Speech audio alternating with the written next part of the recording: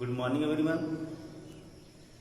पिछले क्लास में हम लोगों ने संतुलित और असंतुलित रासायनिक समीकरण का अध्ययन किया था। अब हमारा टॉपिक रासायनिक अपक्रिया के प्रकार।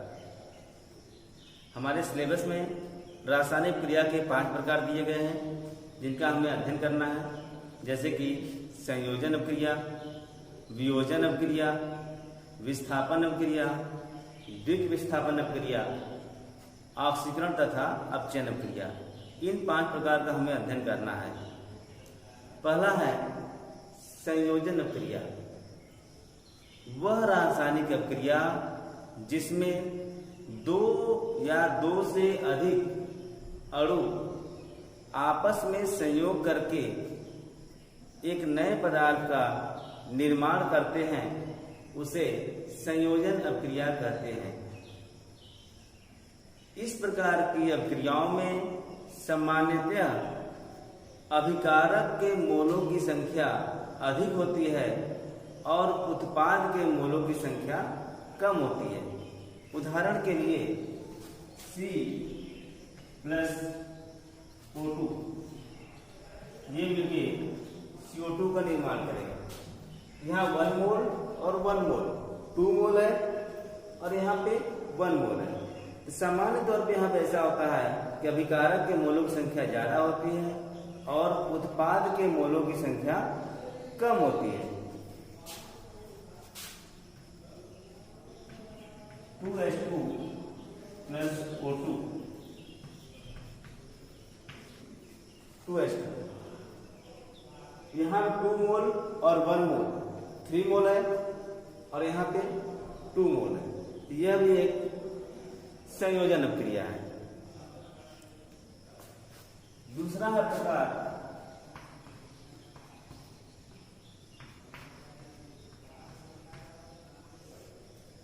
वियोजन अपक्रिया।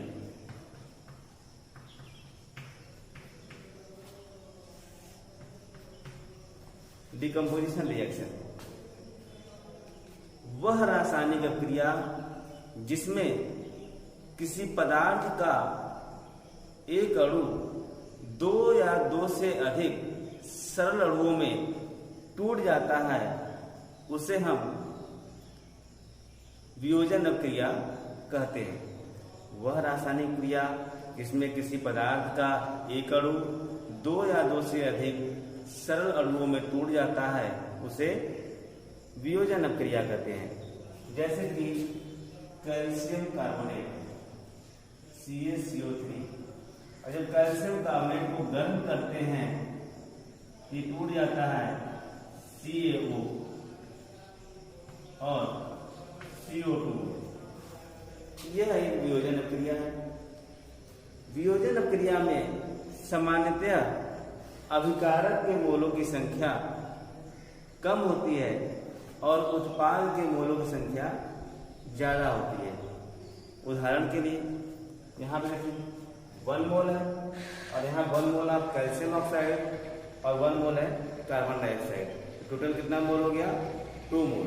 और यहाँ कितना मोल है? 1 मोल। यहाँ पे सामान्य तौर पर ऐसा होता है कि उत्पाद में मोलों की संख्या ज्यादा होती है और अभिकारक के मोलों की संख्या कम होती है। फिर वियोजन अपक्रिया 3 प्रकार की होती है। पहला होता है इसमें उष्मीय वियोजन।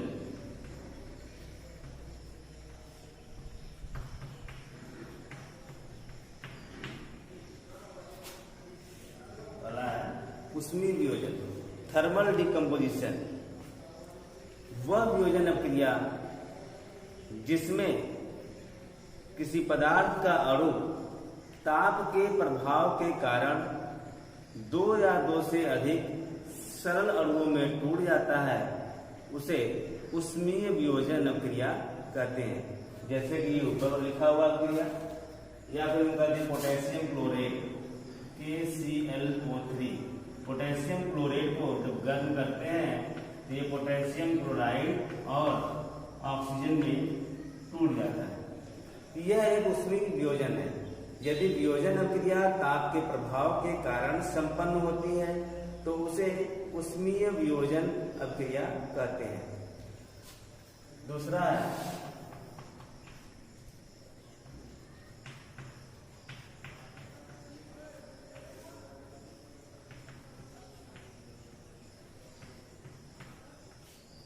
प्रकाशिक अपघटन या प्रकाशिक वियोजन। वह वियोजन क्रिया जिसमें किसी पदार्थ का अणु प्रकाश की उपस्थिति के कारण दो या दो से अधिक सरल अणुओं में टूट जाता है, उसे प्रकाशिक अपघटन कहते हैं। उदाहरण के लिए सिल्वर ब्रोमाइड, जब इस पर सूर्य की प्रकाश पड़ती है तो यह सिल्वर और ब्रोमीन के अणु में टूट जाता है। यहाँ कुल मोलक संख्या है 2 और 1 3 और यहाँ कितनी है 2। यदि वियोजन क्रिया प्रकाश की उपस्थिति के कारण संपन्न होती है तो उसे हम प्रकाशिक वियोजन या प्रकाशिक अपघटन कहते हैं। ये जो सिल्वर ब्रोमाइड का अपघटन है, इसका प्रयोग black and white photographic plate में किया जाता है। सिल्वर क्लोराइड में सेम प्रकार का अपघटन होता है। अब सिल्वर और ब्रोमीन में या सिल्वर और क्लोरीन में टूट जाता है। तीसरा है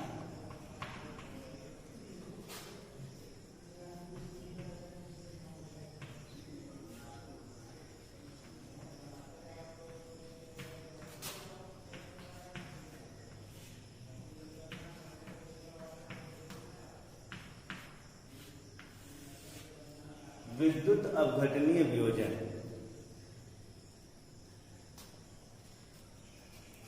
यदि वियोजन क्रिया इलेक्ट्रोडों के द्वारा वैद्युत धारा प्रवाहित करने से संपन्न होती है तो उसे वैद्युत अपघटनीय वियोजन कहते हैं।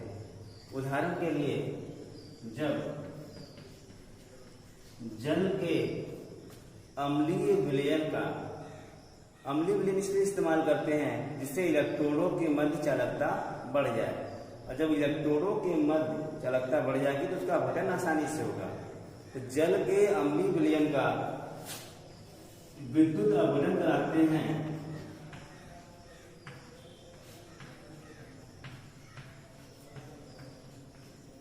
तो यह जल का अणु हाइड्रोजन और ऑक्सीजन में टूट जाता है। जब जल के अम्लीय विलयन का विद्युत अपघटन कराते हैं तो जल का अणु हाइड्रोजन और ऑक्सीजन में टूट जाता है, तो इससे हम विद्युत अपघटनीय वियोजन कहते हैं। ध्यान देने की बात यह है कि जल का जब विद्युत अपघटन कराते हैं तो हाइड्रोजन गैस की मोलक संख्या होती है 2 मोल और यहाँ पर होती है 1 मोल, अर्थात जल के अपघटन के फलस्वरूप हाइड्रोजन का जो आयतन होगा वह ऑक्सीजन के आयतन का ठीक दोगुना होता है। तो इलेक्ट्रोड के ऊपर जो गैस की मात्रा होगी वो हाइड्रोजन में जस्ट डबल होगी और ऑक्सीजन में जस्ट हाफ होगी, क्योंकि जल अपघटन से हमें प्राप्त हाइड्रोजन के मोलक संख्या ऑक्सीजन के मोलक संख्या के ठीक दोगुनी है। ये हो गया वैद्युत अपघटनीय वियोजन।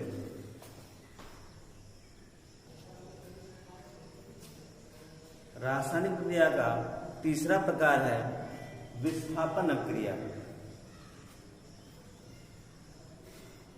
वह रासायनिक क्रिया जिसमें एक तत्व दूसरे यौगिक में उपस्थित दूसरे तत्व के परमाणु को विस्थापित कर देता है, उसे विस्थापन क्रिया कहते हैं।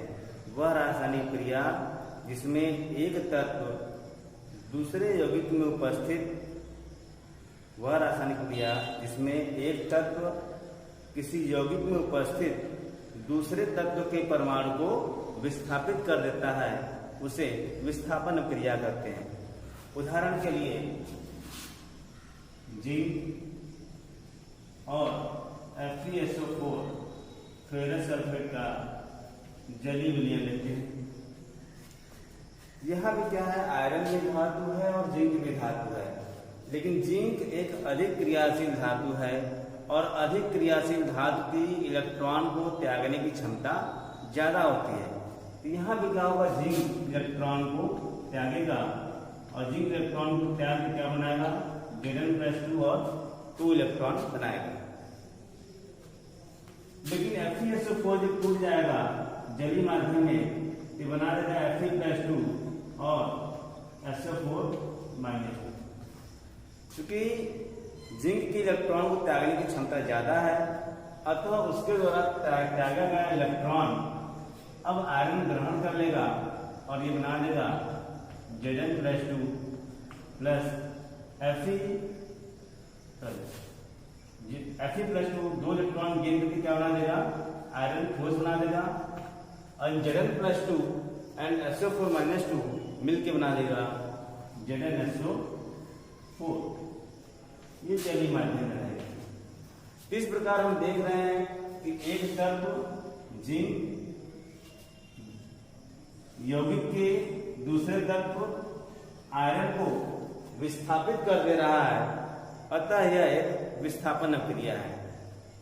विस्थापन अभिक्रिया धातु के द्वारा एक धातु के द्वारा दूसरे धातु को विस्थापित करता है, या धातु के द्वारा अधातु को, या अधातु के द्वारा अधातु को। जिसकी क्रियाशीलता ज्यादा होगी वह कम क्रियाशील को विस्थापित कर देगा। धातुओं की क्रियाशीलता उसके इलेक्ट्रॉन को त्यागने की प्रवृत्ति पर निर्भर करता है, जबकि अधातुओं में क्रियाशीलता उसके इलेक्ट्रॉन को ग्रहण करने की प्रवृत्ति पर निर्भर करता है। जिसकी इलेक्ट्रॉन को ग्रहण करने की प्रवृत्ति ज्यादा होगी वह अधिक क्रियाशील होगा, और जिसकी इलेक्ट्रॉन को ग्रहण करने की प्रवृत्ति कम होगी वह कम क्रियाशील होगा। तो अधिक क्रियाशील अधातु कम क्रियाशील अधातु को उसके लवण के जलीय विलयन से विस्थापित कर देगा। उदाहरण के लिए पोटेशियम आयोडाइड है, और पोटेशियम आयोडाइड के जलीय विलयन में हम मिला रहे हैं क्लोरीन गैस। क्या होगा, क्लोरीन अणु टूट के क्लोरीन परमाणु बना देगा, और जो पोटेशियम आयोडाइड है वो टूटेगा, बनाएगा K+ और I-। क्योंकि क्लोरीन की इलेक्ट्रॉन को ग्रहण करने की क्षमता ज्यादा है, अतः क्लोरीन आयोडीन से इलेक्ट्रॉन को क्या करेगा, एक्सेप्ट कर लेगा, ग्रहण कर लेगा, और ये क्या बना देगा Cl-। अब जब I- से इलेक्ट्रॉन निकल जाएगा तो क्या बचेगा, यहाँ पे आयोडीन सिंगल का बचेगा, ये आयोडीन परमाणु बदल जाएगा, और ये K+। अब क्या हुआ, K+ और Cl- मिलकर क्या बना देगा KCl, और आयोडीन के दोनों परमाणु एक एक इलेक्ट्रॉन की साझेदारी करके अपने अष्टक को पूर्ण कर लेगा, ये बना देगा आयोडीन। इस प्रकार से हम देखें तो आयोडीन को क्लोरीन विस्थापित कर दे रहा है, और पोटेशियम क्लोराइड बना रहा है, और आयोडीन बना रहा है। तो यह एक प्रकार की विस्थापन अभिक्रिया है, जिसमें कि अधिक क्रियाशील तत्व कम क्रियाशील तत्व को उसके लवण के विलयन से विस्थापित कर देता है। इसे हम ऐसे परिभाषित कर सकते हैं, वह रासायनिक क्रिया जिसमें अधिक क्रियाशील तत्व कम क्रियाशील तत्व को उसके लवण के विलयन से विस्थापित कर देता है, उसे विस्थापन अभिक्रिया कहते हैं।